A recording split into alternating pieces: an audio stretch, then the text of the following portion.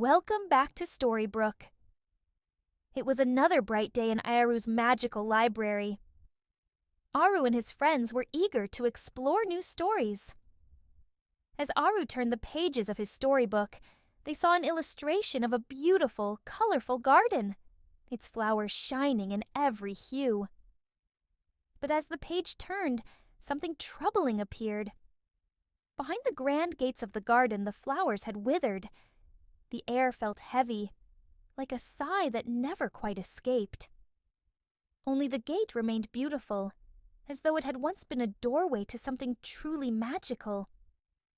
The caption beneath the image read softly, "The Garden of Second Chances, where forgiveness can restore the garden and its heart." Without a second thought, Aaru and his friends dove into the storybook, ready to help. They arrived at the Garden of Second Chances. The gate before them was tall and grand, but behind it lay wilting flowers and tangled vines. At the entrance, they found an old woman seated quietly by a fountain that had long stopped flowing. "I am the keeper of this garden. The woman said softly.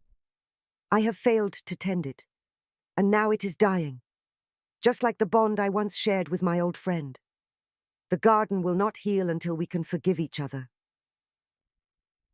Hearing her story, Aaru asked gently, "Where can we find your friend?"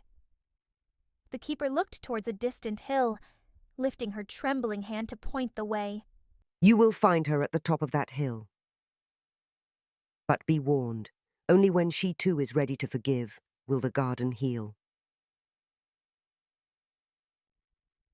As they walked along winding paths, Aaru and his friends began to understand the garden's magic. It was not just a place, it was a reflection of the caretakers' hearts. When the two friends tended it with love, the garden blossomed. But when anger and misunderstandings took root, the garden withered, reflecting the hurt in their hearts. Maya whispered, "The garden and their friendship are one and the same. Both can only flourish with forgiveness." At the top of the hill, they found the second keeper. Aaru stepped forward, speaking with kindness in his voice. "Hello. We've come from your old friend, who sits now near the withering garden. She is sad because your friendship broke apart. Maybe you don't have to forgive all at once. Maybe it can start with small steps, with understanding. Your friendship was once full of life, like that garden. If you open your heart, the garden can bloom again." Maya added softly, "Sometimes forgiveness doesn't mean forgetting. It means healing and starting fresh. Wouldn't you like to see the garden bloom again?" The second keeper lowered her eyes, thinking for a long moment. Finally, she nodded. "I will try.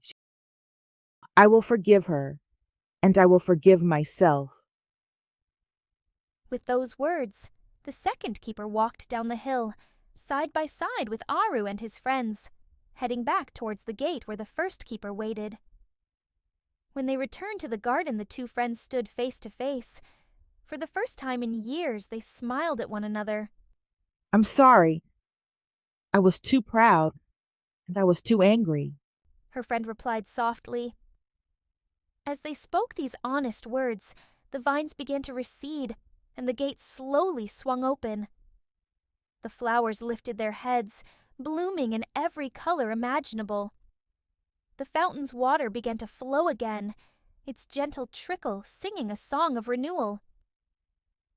Forgiveness had healed the garden, just as it healed their hearts. The two women thanked Aaru and his friends, offering them a glowing flower as a token of gratitude. "This flower will remind you that forgiveness brings new life," they said, "and this golden seed will help you remember the power of second chances." Back in the magical library, Aaru and his friends reflected on their journey. They had learned that forgiveness could heal not only a beautiful garden, but also the hearts of those who had once hurt each other. Moral of the story: forgiveness can heal wounds and help us grow stronger.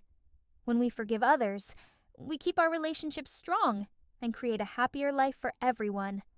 After all, as they say, forgiveness is next to godliness.